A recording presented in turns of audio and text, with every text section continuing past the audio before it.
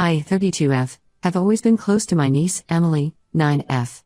My brother, Mark, 38M, is a single dad who has been raising Emily on his own since his wife, Sarah, passed away 5 years ago. Our family has never been the same since we lost Sarah. She was the glue that held us all together, always organizing family gatherings and mediating conflicts. Her loss hit Mark the hardest, leaving him to navigate single parenthood while dealing with his grief. Growing up, Mark and I were never particularly close. He was the serious, studious older brother, while I was more laid back and social. Our differences often led to conflicts, but Sarah's presence in our family helped bridge the gap between us. After she passed, I made a conscious effort to be there for Mark and Emily, often babysitting and spending quality time with my niece. Mark has always been health conscious, a trait he inherited from our mother who was a nutritionist. However, over the past few years, his obsession with clean eating has reached extreme levels. It started gradually after Sarah's death. At first, we all thought it was just his way of coping with the loss and ensuring Emily stayed healthy. But as time went on, his restrictions became increasingly severe. Now, Mark forbids anything he deems unhealthy, which includes most processed foods, sugar, and even certain fruits he considers too high in natural sugars. Emily's school lunches are meticulously prepared with organic, low-fat, sugar-free options. Birthday parties at school are a nightmare for her, as she's not allowed to partake in any of the treats her classmates enjoy. I've always tried to respect Mark's parenting choices, remembering how hard it must be for him to raise Emily alone. But I can't help feeling that his restrictions are too severe. Emily never gets to enjoy treats that other kids her age do, and I worry about how this might affect her relationship with food as she grows older. Last weekend, Emily stayed at my place while Mark was out of town for a work conference. It was her birthday, and I decided to throw her a small surprise party. I invited a few of her friends from school and baked a chocolate cake, something Emily had never had before. I remember how Sarah used to make the most delicious chocolate cakes for our birthdays, and it broke my heart that Emily had never experienced that joy. The party was a hit. Emily was overjoyed, and for the first time, I saw her truly let loose and enjoy herself without constantly worrying about what she was eating.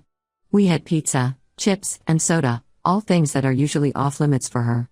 Emily kept saying it was the best birthday she'd ever had. Seeing her so happy reminded me of the carefree little girl she used to be before Sarah passed away and Mark's food rules took over their lives. The trouble started when Mark returned early from his conference and came to pick up Emily. He walked in just as we were finishing up a game of pin the tail on the donkey, with half-eaten slices of cake and empty chip bags scattered around. The look on his face was a mixture of shock, anger, and betrayal. Mark was furious. He demanded to know what I was thinking, feeding Emily poison and undoing all his hard work. I tried to explain that it was just for her birthday, that Sarah would have wanted Emily to enjoy her special day, but he wouldn't listen. He called me irresponsible and accused me of trying to undermine his parenting. Things escalated quickly. I told Mark that he was being unreasonable and that his extreme diet restrictions were going to give Emily issues with food later in life. I mentioned that I'd noticed Emily becoming anxious around mealtimes and obsessing over ingredient lists, behaviors that worried me. I reminded him of how Sarah used to emphasize balance in all aspects of life, including diet. Mark exploded. He said I had no right to criticize his parenting or bring Sarah into this. He accused me of never understanding their relationship and trying to replace Sarah in Emily's life. His words stung, bringing up old insecurities about my place in the family. He grabbed Emily's things and stormed out, telling me not to expect to see them anytime soon. Emily looked back at me with tears in her eyes as Mark ushered her out the door. The sight of her distress broke my heart. It's been a week and Mark isn't returning my calls or texts. Emily managed to sneak a call to me yesterday, saying she misses me and thanking me again for the party. She also mentioned that Mark has become even stricter with her diet since the incident, going so far as to pack her snacks for playdates. I'm torn. I know I overstepped by going against Mark's wishes, but I truly believe his approach to food is harmful. Emily is a healthy, active child with no medical issues requiring such a restricted diet.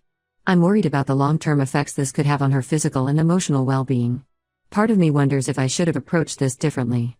Maybe I should have talked to Mark about my concerns before throwing the party. But another part of me feels that Emily deserved to have one day where she could just be a normal kid. I can't help but think about what Sarah would say if she could see how things are now.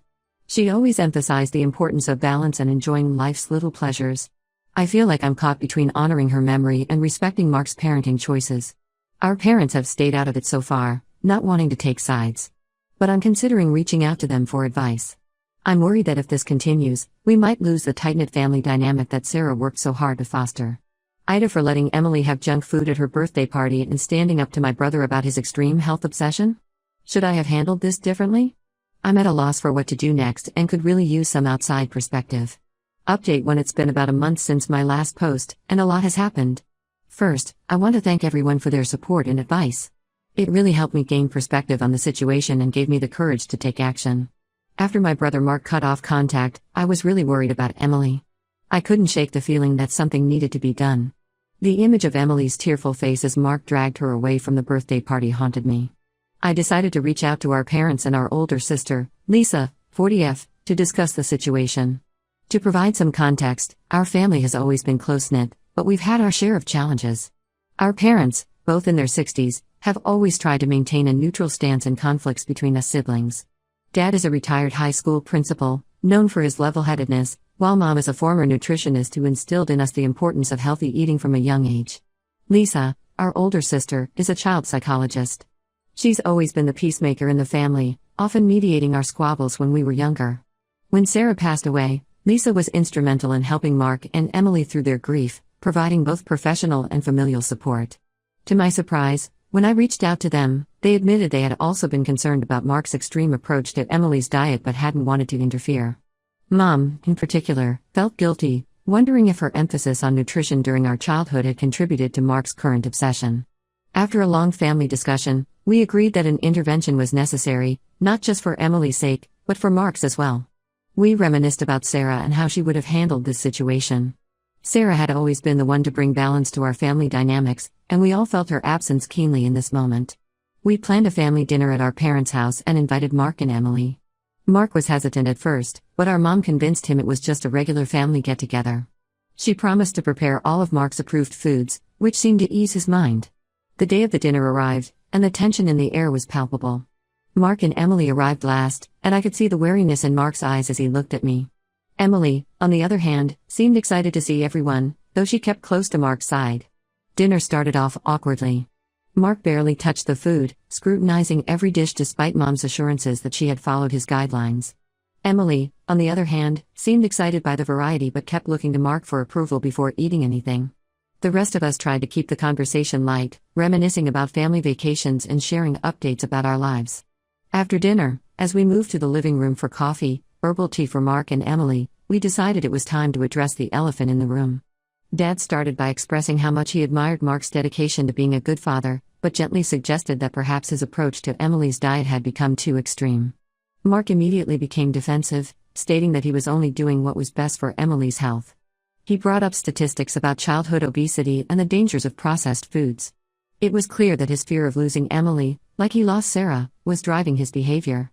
Lisa, putting on her child psychologist hat, explained the potential psychological impacts of such strict food rules on children. She talked about the risk of developing unhealthy relationships with food and body image issues later in life. She shared stories from her practice about adults who struggled with eating disorders rooted in overly restrictive childhoods. I shared my observations about Emily's anxiety around food and her excitement at the birthday party. I apologized for going behind Mark's back but emphasized that I was worried about Emily's well-being. Mark didn't take it well at first. He accused us of ganging up on him and tried to leave. But then Emily, who had been quietly listening to the adults talk, spoke up. Her small voice cut through the tension as she told Mark that she was always hungry at school because her lunch wasn't filling enough. She admitted to sometimes trading her healthy snacks for her friends' junk food because she felt left out. She said she loved her dad but wished she could eat normal food sometimes, like her friends did. The room fell silent as Emily's words sank in. Mark looked shocked, as if he was truly seeing the impact of his rules for the first time. Mom started to cry softly, and Dad put a comforting arm around her. Seeing Emily open up seemed to shake something in Mark. For the first time since Sarah's death, he actually listened to our concerns without getting defensive. He admitted that his fixation on clean eating had intensified after losing Sarah, as a way of trying to protect Emily from any harm. He confessed to being terrified of making a mistake in raising Emily and letting Sarah down. This admission opened up a deeply emotional conversation about grief, fear, and the challenges of single parenthood. We all shared memories of Sarah, acknowledging how much we missed her and how proud she would be of both Mark and Emily. Through tears and hugs, we suggested that Mark speak to a nutritionist and a family therapist to find a more balanced approach to healthy eating.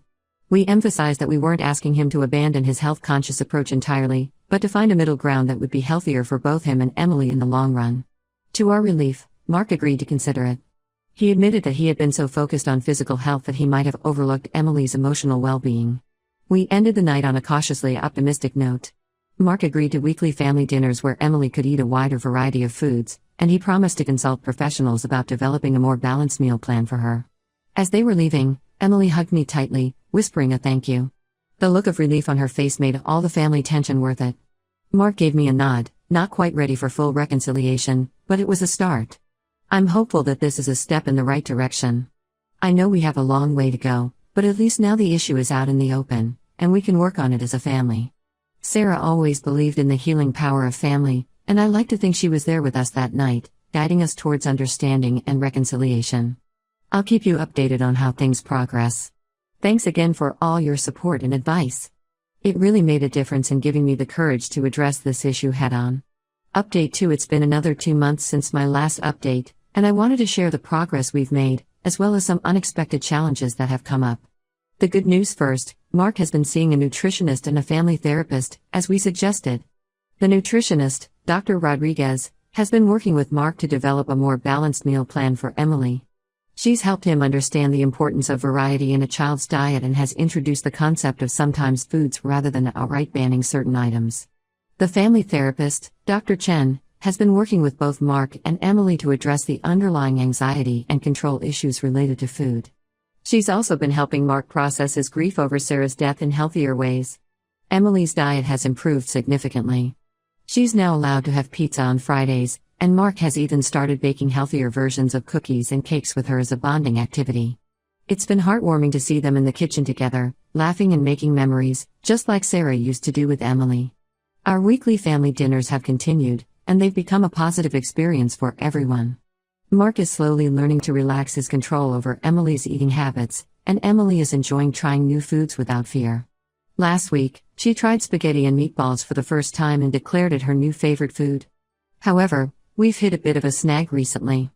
About 2 weeks ago, Emily had her first sleepover at her best friend Sophia's house since Mark started relaxing the food rules. Sophia's parents, knowing about Emily's previous dietary restrictions, decided to let the girls have a junk food party to celebrate Emily's new food freedom. Apparently, excited by her newfound food freedom and the novelty of the situation, Emily overindulged in snacks and soda, making herself sick. She ended up with a terrible stomachache and threw up in the middle of the night. Sophia's mom called Mark to come pick Emily up early in the morning. When Mark arrived and saw Emily pale and miserable, he was beside himself with worry and anger. He called me in a panic on the drive home, blaming me and the rest of the family for pushing him to loosen his restrictions.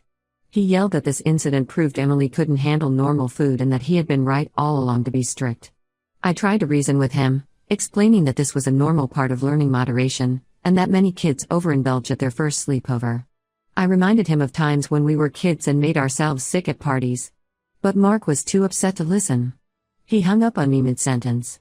For a few days after that, it seemed like all our progress might be undone.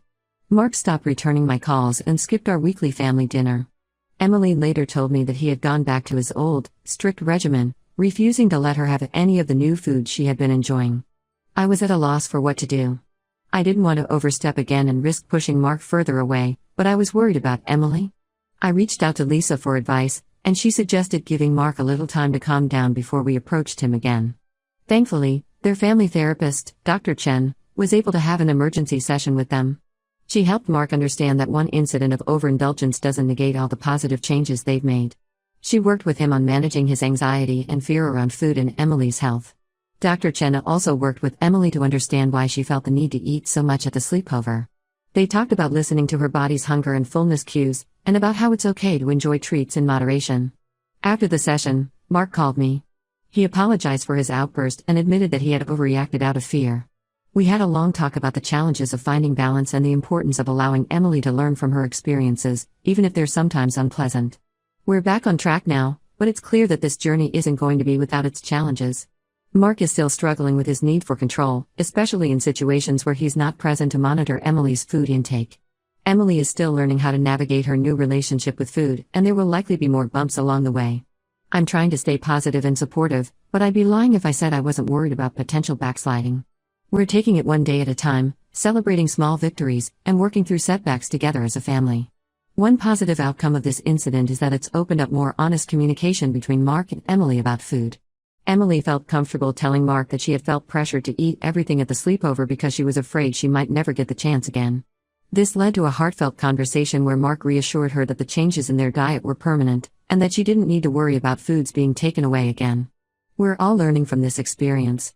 As a family, we've decided to be more mindful about how we introduce new foods to Emily. We're focusing on teaching her about balance and moderation rather than just giving her free rein. I'll update again if there are any major developments. Thanks for sticking with us through this journey. Your support and advice have been invaluable. Update 3: It's been 6 months since my last update, and I have some surprising news to share. Our family's journey has taken an unexpected turn, but I think it's ultimately been for the better. First, let me update you on the progress we've made. Mark and Emily have continued to work with their therapist and nutritionist. Emily's relationship with food has improved dramatically. She's able to enjoy a variety of foods without anxiety, and Mark has learned to trust her to make her own choices within reason. Our family dinners have become a joyous occasion rather than a source of tension. Now, for the unexpected twist, about 2 months ago, Mark started dating again. Her name is Lily, 36F, and they met at a local farmer's market. Lily is a pastry chef who specializes in creating healthier versions of traditional desserts. At first, I was worried that this might trigger Mark's old anxieties about food, but surprisingly, it's had the opposite effect. Lily's balanced approach to indulgence has been eye-opening for Mark. She's shown him that it's possible to enjoy treats while still maintaining an overall healthy lifestyle. Mark has even started taking cooking classes with her, learning to create nutritious meals that are also delicious and satisfying. The change in Mark has been remarkable. He's more relaxed, happier, and his relationship with Emily has improved as a result. Emily adores Lily and loves helping out in the kitchen when Lily comes over to cook. It's heartwarming to see Emily excited about food again, asking questions and learning about different ingredients. Last week, we had a big family barbecue to celebrate Emily's 10th birthday. Mark and Lily worked together to create a spread that included both healthy options and treats. The highlight was a beautiful birthday cake that Lily made using whole grain flour and natural sweeteners. Emily was thrilled, and for the first time in years, Mark didn't fret about the food being served. During the party, I overheard Emily telling her friends about the different foods and their nutritional benefits, not in a restrictive way, but with genuine interest and enthusiasm. It was clear that she was developing a healthy, balanced attitude towards food. Mark pulled me aside during the party to apologize for his past behavior. He admitted that his extreme focus on clean eating had been a way to cope with the loss of Sarah and his fears of something happening to Emily. He thanked me for standing up to him and for not giving up on them. We shared a long hug, both of us teary-eyed, feeling the weight of the past few years lift off our shoulders. It hasn't all been smooth sailing, of course. There have been moments of tension, especially when Mark first started dating Lily. Emily had some initial jealousy and worry that Lily might try to replace her mom. We've all been sensitive to this, making sure to honor Sarah's memory while embracing the positive changes Lily has brought to their lives. There was also an incident where one of Mark's old health food friends criticized him for selling out and allowing Emily to eat junk. It upset Mark, but instead of retreating to his old habits, he stood his ground. He explained that he'd realized health was about more than just what you eat, it's also about joy, balance, and social connections. While things aren't perfect, and we know there might be challenges ahead, I'm incredibly proud of how far we've come as a family.